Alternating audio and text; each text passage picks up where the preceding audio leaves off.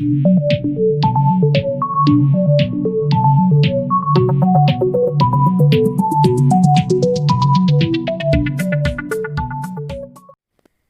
विद्यार्थी मित्रांनो, मी धैर्यशील आपणा सर्वांचं स्वागत करतो आपल्या YouTube चॅनलवर। आजचा जो आपला सेशन आहे तो आहे सिम्प्लिफिकेशनचा प्रॉब्लेम सॉल्व्हिंग सेशन। ठीक आहे, यामध्ये आपण काय करणार आहे, आधी एक्झामला जे काही आलेले जे प्रॉब्लेम असतील ते कसे सॉल्व्ह करायचे, ते सॉल्व्ह करताना आपला अप्रोच कसा असला पाहिजे, ह्या सगळ्या गोष्टी आपण शिकणार आहे। चला तर मग सुरू करूया। जेव्हा मी प्रॉब्लेम घेईल त्यावेळेस त्या प्रॉब्लेमला सॉल्व्ह करण्यासाठी ज्या काही ट्रिक्स असतील त्या मी त्या प्रॉब्लेमच्या वेळेस समजून सांगेन। ठीक आहे, सुरुवात करूया। पहिला प्रॉब्लेम दिसतो मित्रांनो तुम्हाला स्क्रीनवर। सिम्प्लिफिकेशन सॉल्व्ह करताना जेव्हा आपण एक्झाम मध्ये असतो त्यावेळेस दोन गोष्टी आपल्याला खूप महत्त्वाच्या असतात। पहिल्यांदी आपल्याला प्रॉब्लेम जो सॉल्व्ह करायचा असतो तो दिलेल्या क्वेश्चनच्या ऑप्शनवरून, म्हणजे क्वेश्चन पेक्षाही जास्त आपल्यासाठी काय महत्त्वाचं असेल तर ते असेल आपले ऑप्शन्स। ठीक आहे, त्याच्यावरून आपण ठरवणार का आपल्याला डिजिटल सम मेथड लावायची आहे का आपल्याला युनिट डिजिट मेथड लावायची। तर डिजिटल सम केव्हा लावायची आणि युनिट डिजिट मेथड केव्हा लावायची ते समजून घ्या आधी।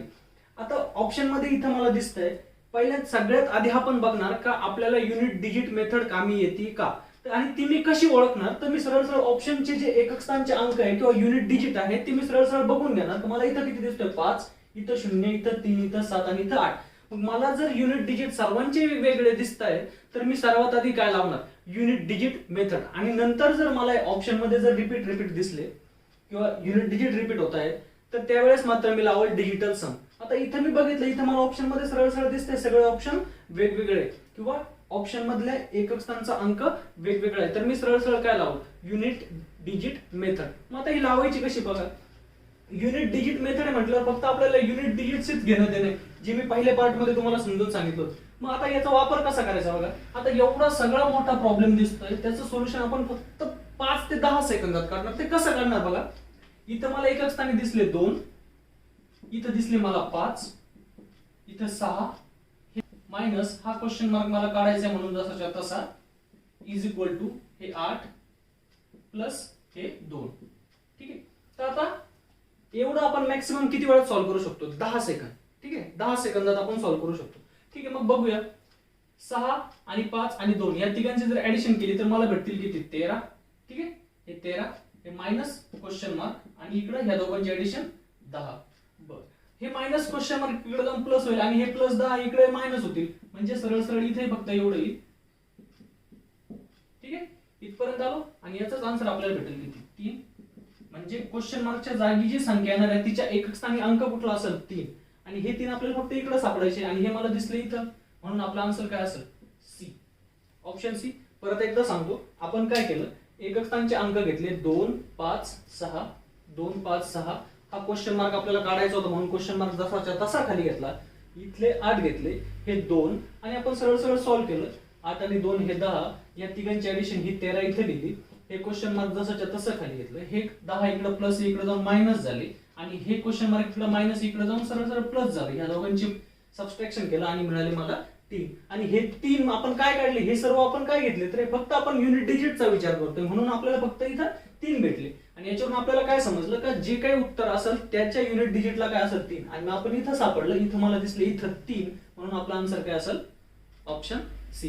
एवढं सोप्या पद्धतीने आपण ह्या टाइपचे प्रॉब्लेम सॉल्व्ह करू शकतो। तर आता पुढचा प्रॉब्लेम बघूया। दुसरा प्रॉब्लेम आहे मित्रांनो हा, आणि हा प्रॉब्लेम किंवा ह्या टाइपचे क्वेश्चन्स तुम्हाला आरआरबी ची प्रिलिम्स असू द्या, आयबीपीएस ची प्रिलिम्स असू द्या, आयबीपीएस क्लर्क ची प्रिलिम असू द्या, खूप जास्त प्रमाणात ह्या टाइपचे प्रॉब्लेम बघायला भेटतात। बरं, मग ह्या टाइपच्या प्रॉब्लेमला आपला अप्रोच कसा असला पाहिजे बघा। आता मी तर सुरुवातीला सांगितलं होतं, आपण सुरुवातीला सिम्प्लिफिकेशनच्या प्रत्येक प्रॉब्लेम मध्ये आपल्याला सगळ्यात जास्त मॅटर काय करेल, आपले ऑप्शन्स। मग सुरुवातीला आपण ऑप्शन्स बघून घेतले, ऑप्शन्सचा मी एकक स्थान बघून घेतला तर मला दिसते हा एक प्रत्येक ठिकाणी रिपीट होतोय। ठीक आहे, प्रत्येक ठिकाणी रिपीट होतोय, तर इथं मी युनिट डिजिट मेथड नाही लावू शकणार। ठीक आहे, युनिट डिजिट मेथड मी इथं लावू नाही शकणार, तर मग मी इथं काय लावल, इथं लावल मी डिजिटल सम। आता डिजिटल सम ही कन्सेप्ट काय असते आधी ते समजून घेऊ। प्रॉब्लेम मी तुम्हाला सॉल्व्ह करून दाखवल, 5 ते 10 सेकंदात आपण सॉल्व्ह करू, पण त्याच्या आधी आपल्याला डिजिटल सम काय असते ह्या गोष्टी शिकाव्या लागतील। उदाहरण बघू, समजा एखादं, समजा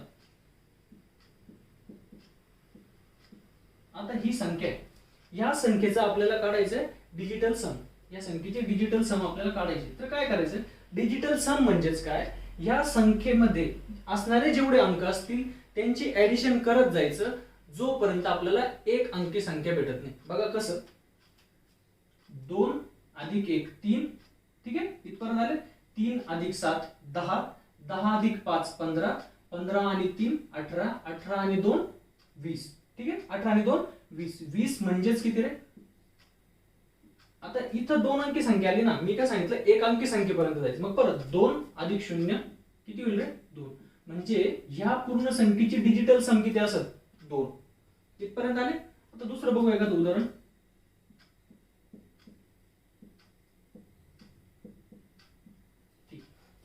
आता ह्या संख्येचा आपल्याला डिजिटल सम काढायची, तर कशी काढणार आपण?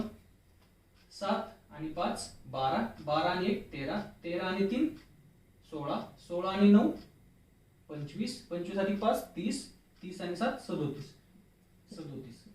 आता 37 म्हणजे 7 आणि 3 10, 10 म्हणजेच किती रे? 10 आणि 0 1 आणि 0 1, म्हणजे ह्या पूर्ण संख्येची डिजिटल सम किती? 1. आता तुम्हाला डिजिटल सम काढायला जमलं असेल, ठीक आहे. आता आपण याचा वापर आपल्या ह्या उदाहरणामध्ये कसा करायचा ते बघूया.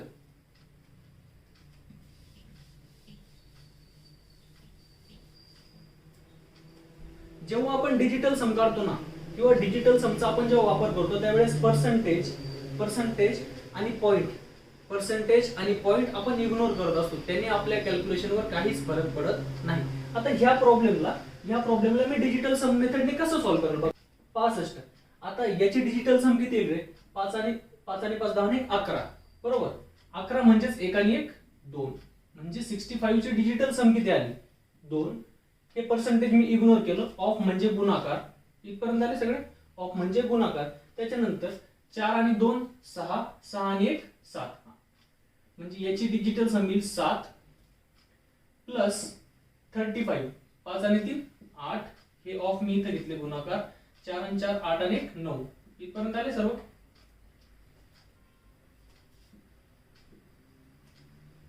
ठीक. मग आता काय करायचं? हे सॉल्व्ह करून घेऊ. आता हे एवढ्या सगळ्या मोठ्या प्रॉब्लेमचं आपल्याला सॉल्व्ह करायचं फक्त एवढंच. बरं, ते पण कसं करणार बघा. 7 दुने 14, 14 म्हणजे 4 आणि 1 5, याचा विषय मिटला. आता राहिले हे 9 8 72, 72 म्हणजेच किती रे? 7 आणि 2 72, म्हणजेच किती? 7 आणि 2 9, म्हणजे एवढं सगळं सॉल्व्ह करून मला किती मिळाले? 9 आणि 5, 9 अधिक 5 म्हणजे 14, म्हणजे त्याची डिजिटल सम किती आली? 5. म्हणजे एवढं सगळं सॉल्व्ह करून मला डिजिटल सम काय मिळाली? 5. आता याच्यात मी ऑप्शन किंवा स्टेप मी कुठल्या स्किप करू शकत होतो, ही स्किप करत होतो, किंवा इथंच मला आन्सर भेटू शकत होतो. बरं, आता इथपर्यंत आलो आपण. हे 5 आपल्याला कळालं. या पूर्ण जे याचा आहे डिजिटल सम किती आहे? 5. बस, आता हीच 5 आपल्याला इकडे शोधायची. मग बघा कशी येईल ती. 3 आणि 1 4 आणि 1 5, इथं डिजिटल सम किती? 5. म्हणजे हे उत्तर असू शकतं समजा आपलं. बरं, कारण आपण बाकीचं अजून चेक केलं नाही ना, बाकीचं आपण चेक केलं नाही. मग चेक करून घेऊ खरंच आहे का. ऑप्शन आपण जर एक्झामला असेल आणि पहिलेच हे असा आन्सर आला असेल, पहिलेच याच्यात आपल्याला जर 5 इथं दिसत असेल ना, तर आपण इथंच टिक करून पुढे जाणार, कारण तेवढी रिस्क तो बनते. ठीक आहे. त्याच्यानंतर आता इथं 4 आणि 1 5 आणि 1 6, म्हणजे हे काय आन्सर नसणार. त्याच्यानंतर 3 आणि 1 4 5 6, हे पण 6, हे पण आन्सर नसणार. 5 आणि 1 6 7 8 आणि 9, हे पण आन्सर नाहीये. आणि नन ऑफ दिस. जेव्हा आपण डिजिटल सम मेथड लावतो त्यावेळेस नन ऑफ दिस या ऑप्शनवर त्याचा इम्पॅक्ट होतो. कसा बघा. दुसरी ही एखादी संख्या असू शकते जिचं डिजिटल सम 5 असू शकते. इथपर्यंत आलं. त्याच्यामुळे नन ऑफ दिस म्हणजे आपण रिस्क घेतोय. नन ऑफ दिस म्हणजे ह्या क्वेश्चनचा आन्सर एक तर हे असेल किंवा नन ऑफ दिस असेल, जर आपण सॉल्व्ह केलेलं नसेल तर. पण आपण जेव्हा एक्झाम पॉइंट ऑफ व्ह्यूने विचार करतो त्यावेळेस आपण हे उत्तर टिक मारून पुढच्या क्वेश्चनकडे जाणार. इथपर्यंत आले सर्व. म्हणजे ह्या टाइपचे प्रॉब्लेम आपण कसे सॉल्व्ह करणार. सुरुवातीला आपण काय करणार, यांची डिजिटल सम काढून घेणार आणि त्यांच्यामध्ये जे ऑपरेशन, आता हे माहिती असेल ना, ऑफ म्हणजे गुणाकार. ठीक आहे, ऑफ म्हणजे गुणाकार. बाकी आपण तसंच ठेवलं. एवढ्या सगळ्या प्रॉब्लेमचं आपण सोल्युशन एवढंच केलं. 2 गुणिले 7 अधिक 8 गुणिले 9, एवढं सगळं सिंपल सॉल्व्ह करून घेतलं. आपल्याला कळलं 5 त्यांची डिजिटल सम आहे आणि हीच 5 आपण इकडे ऑप्शन मध्ये शोधली. ठीक आहे, समजलं मित्रांनो. चला आता पुढचा प्रॉब्लेम बघूया. प्रॉब्लेम समोर दिसतो मित्रांनो तुम्हाला. तर यामध्ये चेंजेस काय आहे, याच्या आधीचा जो प्रॉब्लेम होता त्याच्यात आणि याच्यात चेंजेस काय आहे. तर आपल्याला इज इक्वल टू चे तिकडे भरपूर साऱ्या संख्या दिसत आहेत इथं. तर फक्त डिजिटल सम मेथड लावताना आता इथं आपल्याला डिजिटल सम मेथड लावावं लागेल. का लावावं लागेल, कारण सगळ्यात आधी आपल्याला चेक करायचं असतं ऑप्शनवरून. ऑप्शनवरून मला एकक स्थानचे अंक रिपीट होताना दिसत आहे. त्याच्यामुळे मी युनिट डिजिट मेथड लावल का? तर नाही, मी तर डिजिटल सम मेथड लावल. तर याच्यात डिजिटल सम मेथड तुम्ही आताही लावणार, पण याच्यात चेंज काय तेवढा फक्त लक्षात घ्या. याच्यात चेंज फक्त एवढाच आहे, लक्षात ठेवायचं. इक्वल टूच्या इकडे येणारी जी डिजिटल सम असेल ना, इक्वल टूच्या इकडे येणारी जी डिजिटल सम असेल तीच डिजिटल सम तुमची इक्वल टूच्या तिकडे पण असेल. बस एवढा चेंज आहे. फक्त त्याचा वापर कसा करायचा बघूया. ठीक, इथं डिजिटल सम किती? 8 आणि 2 10 आणि 11 म्हणजे 2.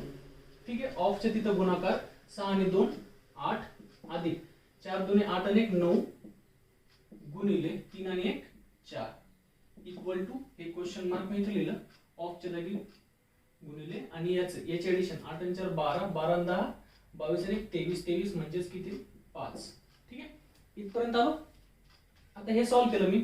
8 दुने 16 8 दुने 16 16 म्हणजे 6 आणि 1 7 प्लस 9 चौक 36 9 चौक 36 म्हणजेच 3 आणि 6 परत हे 9 9 आणि 7 16 16 म्हणजेच किती रे? 6 आणि 1 7 म्हणजे याची डिजिटल सम किती? 7.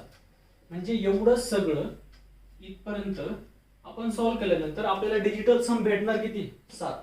आणि तेवढीच डिजिटल सम आपल्याला इक्वल टूच्या तिकडून भेटली पाहिजे. आता इक्वल टूच्या तिकडे आपली digital sum question mark into 5 आहे, बरोबर? Question mark into 5.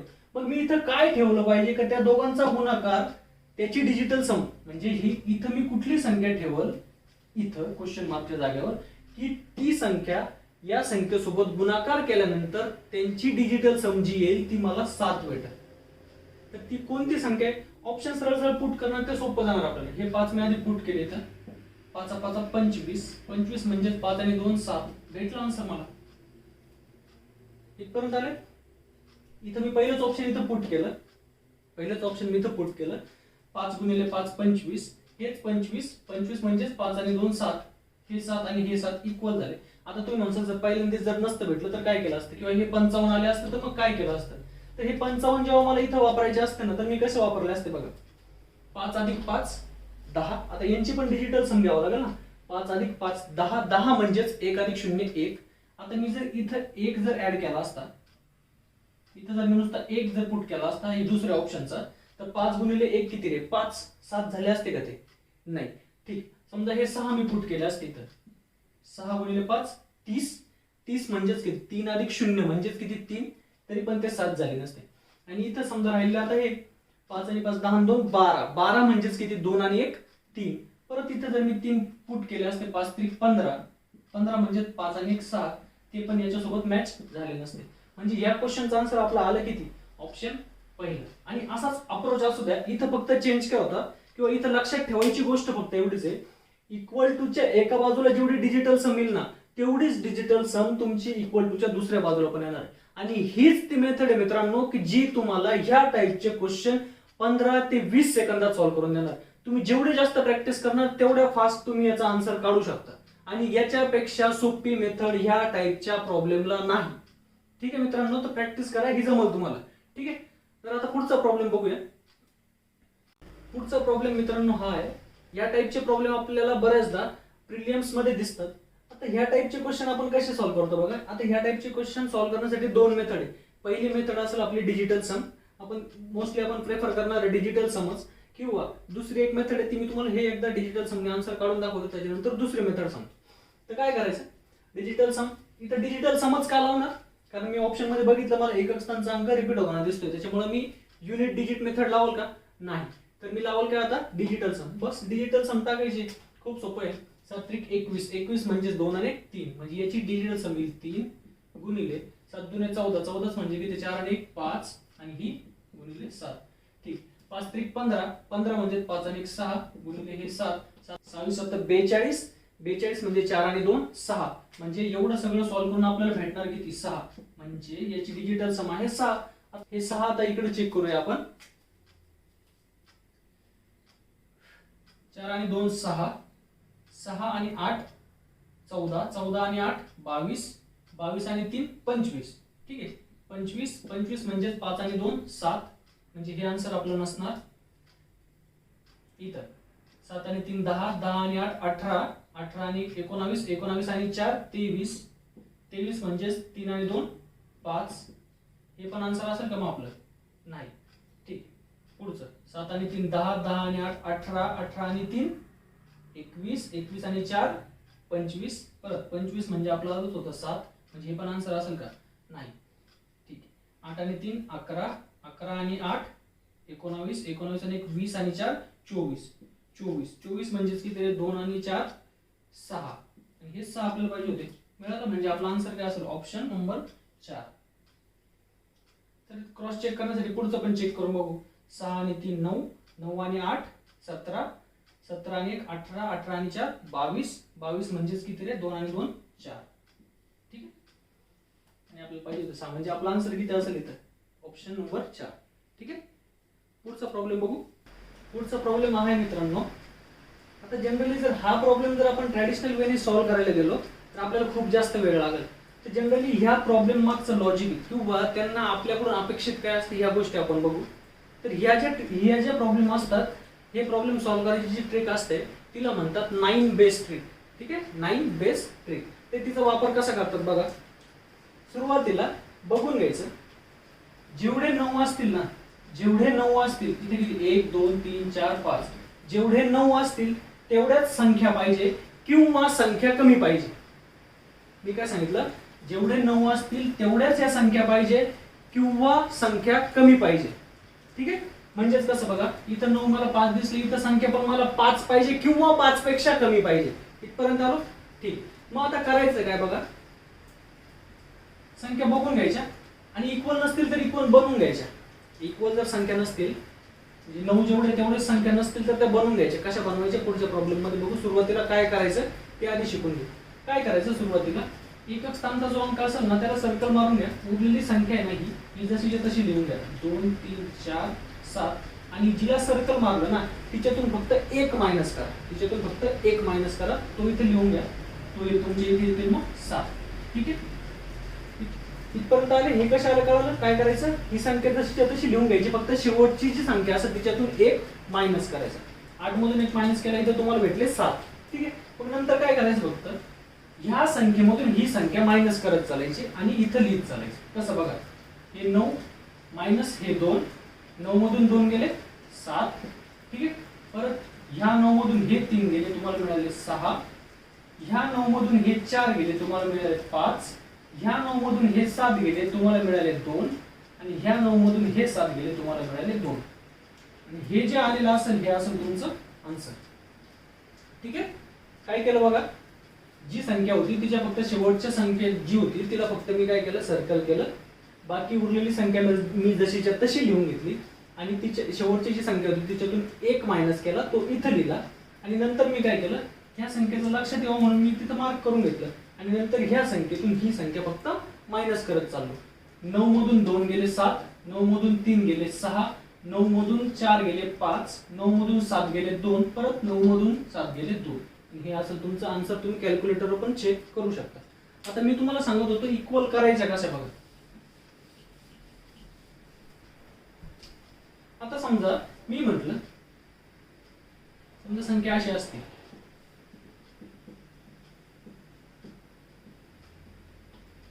आता इथं तर मला 9 दिसतात 5, इथं 9 मला 5 दिसतात आणि संख्या तर 4च दिसतात. अशा वेळेस मी इक्वल कसं करून घेऊ शकतो, तर मी इथं फक्त एक 0 देणार. व्हॅल्यू चेंज झाली का त्या संख्येची? नाही, म्हणून मी फक्त इथे एक 0 दिला. आता इथं झाले 5. ठीक आहे, इथं 5 झाले आणि इथं 5 झाले. आता मी आहे तीच मेथड परत फॉलो करणार. पण मग ह्या 0ला इग्नोर नाही करायचा, 0ला इग्नोर नाही करायचं. ठीक आहे, शेवटच्या संख्येला मी सर्कल केलं. 0 2 4 9 मी जसेच्या तसे लिहून घेतले आणि शेवटच्या संख्येतून 1 मायनस करून मी खाली लिहिलं. तो किती आला? 2. ठीक आहे, इथपर्यंत आलो. आणि नंतर मी काय सांगितलं, ह्या संख्येमधून ही संख्या वजा करत चालायची. 9 मधून 0 गेले रे 9, 9 मधून 2 गेले 7, 9 मधून 4 गेले 5, 9 मधून 9 गेले 0, 9 मधून 2 गेले 7. आणि हेच काय असेल तुमचं आन्सर. आणि यालाच म्हणतात 9 बेस ट्रिक आहे. ठीक आहे, आता तुम्हाला समजलं असेल ही 9 बेस ट्रिक कशी वापरायची. बऱ्याचशा विद्यार्थ्यांना पूर्ण संख्येतून, पूर्ण संख्या म्हणजे कंप्लीट संख्या, सपोज 22, अशा संख्येमधून पूर्णांकयुक्त अपूर्णांक मायनस करायला वेळ जातो. म्हणजेच कसं बघा, 22 वजा 17.2/7. ठीक आहे, 22 मधून तुम्हाला 17.2/7 हे वजा करायचे. तर अशा वेळेस मुलं काय करतात, 17 आणि 7चा गुणाकार करतात प्लस 2 भागिले 7, नंतर मग छेद समान करत बसतात. हे एवढा सगळा वेळ नसतो आपल्याला. तर मग यासाठी किंवा हे असं असेल तर तुम्ही सॉल्व्ह कसं करायचं असतं, एक अप्रोच तुम्हाला सांगतो बघा. सुरुवातीला फक्त काय करायचं, ही जी संख्या आहे या संख्येत 1 मिळवायचा, फक्त या संख्येत 1 मिळवायचा आणि ती संख्या याच्यातून मायनस करून घ्यायची. काय सांगितलं मी, हिच्यात 1 प्लस केला म्हणजे ती किती झाली 18. 18 मधून 22 तर आपल्याला 22 मधून 18 तर आपल्याला मायनस करता येतीलच. ते किती येतील तुमचे 4 बरोबर 4. आणि त्याच्यानंतर फक्त काय करायचं, या 7 मधून हे 2 मायनस करायचे. 7 मधून 2 मायनस केले किती जाईल 5. हे 5 मी इथे लिहिले आणि हे 7 जसेचे तसे. हे असेल तुमचं आन्सर. याचं सगळं सॉल्व्ह करू. अजून एक उदाहरण बघू आपण त्याचं. समजा 83 मायनस 16 2/3 तुम्हाला करायचं. 83 मधून तुम्हाला 16.2/3 जर वजा करायचे तर काय करणार बघा. सुरुवातीला काय करायचं फक्त हे 16 अधिक 1 केला मी इथं 17. ठीक आहे, म्हणजे 83 मधून मी जर 17 मायनस केलं तर मला किती भेटतील 66. ठीक आहे, हे 66 मी लिहिले. त्याच्यानंतर फक्त या 3 मधून हे 2 मायनस केले, मिळाले किती मला 1. आणि हा 3 जसाच्या तसा. हे काय असेल तुमचं आन्सर. इथपर्यंत आले. अजून एक उदाहरण बघू. समजा 43 मायनस 6.2/7. तर 43 मधून आपल्याला 7 मायनस करायचे. 7 कावर मायनस करायचे, याच्यापेक्षा 1 जास्त घ्यायचे आपल्याला फक्त. म्हणजे 43 मधून 7 गेले मिळाले मला 36 आणि 7 मधून 2 मायनस केले मिळाले मला 5 आणि हे 7 जसेच्या तसे. आणि हे असं माझं आन्सर. या टाइप मध्ये तुम्ही हे क्वेश्चन सॉल्व्ह करू शकता. छेद सामान वगैरे करण्यासाठी आपल्याला वेळ नाही. चला जाता जाता अजून एक छोटीशी ट्रिक सांगून जातो मित्रांनो तुम्हाला. जेव्हा दोन संख्यांमध्ये 1 चा गॅप असेल आणि तुम्हाला जर गुणाकार करायचा असेल ना, म्हणजे कसं बघा 17 गुणिले 19 11 गुणिले 13 21 गुणिले 23. तर अशा वेळेस काय करायचं, समजा तुम्हाला 21 गुणिले 23 करायचं ना, तर त्यावेळेस काय करायचं, याच्या मधली जी संख्या असेल ना, याची मधली जी संख्या असेल ना 22, हिचा स्क्वेअर करायचा -1 करायचं. काय करायचं, अशा जेव्हा लगतच्या संख्या असतील फक्त गॅप 1 चा पाहिजे. जर गॅप मध्ये 1 चा असेल तर काय करायचं, त्यांची मधली जी संख्या असेल ना तिचा स्क्वेअर करायचा -1 करायचा. आता समजा इथे मी म्हटलं 11 गुणिले 13, तर मी इथे काय करणार, मी 12 चा वर्ग मध्ये 12 येईल ना, 12 चा वर्ग 144 -1 143, म्हणजे याचा आन्सर असेल 143. हे तुम्ही तोंडी काढू शकता. इथं 17 गुणिले 19 17 गुणिले 19 म्हणजे मधली संख्या इथे येईल 18 आणि 18 चा स्क्वेअर किती 324. मग 324 मधून 1 मायनस केला मला किती भेटले 323.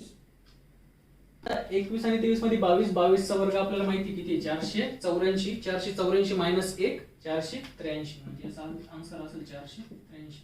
आणि अशा पद्धतीने आपण याचे आन्सर काढू शकतो. तर एक्झाम पॉइंट ऑफ व्ह्यू मला जेवढे महत्त्वाचे वाटले होते सिम्प्लिफिकेशनचे तेवढे मी कव्हर करण्याचा प्रयत्न केला. आता भेटूया पुढच्या लेक्चर मध्ये. आता कोर मॅथमॅटिक्सला आपण सुरुवात करूया. एक एक टॉपिक आपण कंप्लीट करण्याचा प्रयत्न करूया. पण सुरुवातीला मी जे क्वेश्चन 5च्या बंचने येतात, म्हणजे 5-5च्या बंचने जे क्वेश्चन एक्झामला विचारले जातात ते टॉपिक आधी कव्हर करण्याचा प्रयत्न करेल. चला तर मग मित्रांनो, काळजी घ्या. तोपर्यंत भेटूया पुढच्या लेक्चर मध्ये.